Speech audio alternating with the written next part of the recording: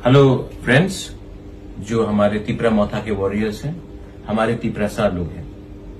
पिछले 3 दिन में बहुत लोगों ने स्पेकुलेट किया है कि हम अलायंस करने वाले हैं।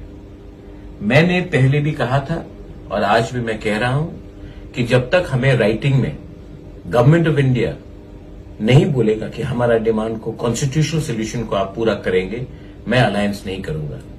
बहुत लोग विश्वास नहीं करते, क्योंकि मैं आपको ब्लेम भी नहीं करता, क्योंकि 46 इयर्स में 1977 के बाद हर regional Tiprasa political party Delhi गया है और कुछ न कुछ एग्रीमेंट करके लाया है इलेक्शन के पहले और इलेक्शन के बाद तिपरासा को कुछ नहीं मिला।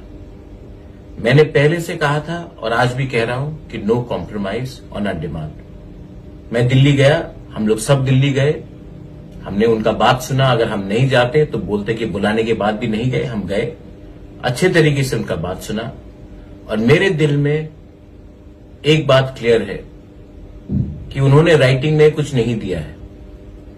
मैं तिपरा मोथा वॉरियर्स को, अपने पूरे तिपरासा को बोलना चाहता हूं, there will be no alliance in this election.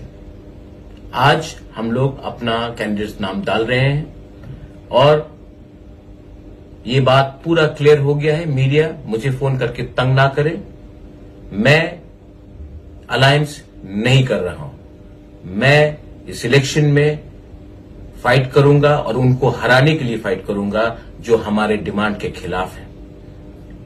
Be ready, जीतेगा तो जीतेगा, हारेगा तो हारेगा, लेकिन इस बार वन लास्ट फाइट तो जरूर करेंगे हम। बेलाइनो हम बाय खुलूंगा।